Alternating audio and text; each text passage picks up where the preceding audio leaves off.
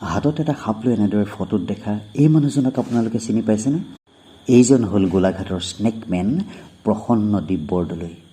ইতিমধ্যে গোলাঘাটত প্ৰায় 20 বছৰ কাল বিভিন্ন অঞ্চলত বিভিন্ন দুষ্প্ৰাপ্য সৰীসৃপ আৰু সাপ ধৰি উদ্ধাৰ কৰি তেওঁ সুৰক্ষিত অঞ্চলত ইতিমধ্যে মোকলাই দিছে। আজিও এটা অজগৰ পোৱালি লৈ আমাৰ সন্মুখত আহি তেখেত উপস্থিত হ'ল। কিন্তু প্ৰথমতে মোৰ সন্দেহ হ'ল এইটো অজগৰ পোৱালি নে ৰাছেল ভাইপাৰ। মানে ইতিমধ্যে অসমৰ বিভিন্ন অঞ্চলত ৰাছেল ভাইপাৰে সন্ত্ৰাসৰ সৃষ্টি কৰিছে।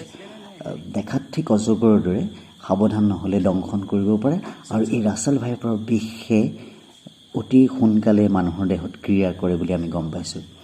কিন্তু প্ৰসন্নদ্বীপ বৰদলৈ যথেষ্ট অভিজ্ঞ ব্যক্তি আৰু তেখেতে ভালদৰে বুজাই দিলে এইটো অজগৰ পোৱালি, ৰাছেল ভাইপাৰ নহয়। আৰু ইয়াৰ বিভিন্ন কাৰণো তেখেতে দেখুৱালে, পাৰ্থক্যবিলাক ভালদৰে দেখুৱালে। কিন্তু আজিৰ এই ভিডিঅ'টোত আমি সেই পাৰ্থক্যবিলাক আপোনালোকক জনাবলৈ নাযাওঁ। ইয়াৰ পিছৰ ভিডিঅ'ত আমি ইয়াৰ বিষয়ে ভালদৰে কথা পাতিম।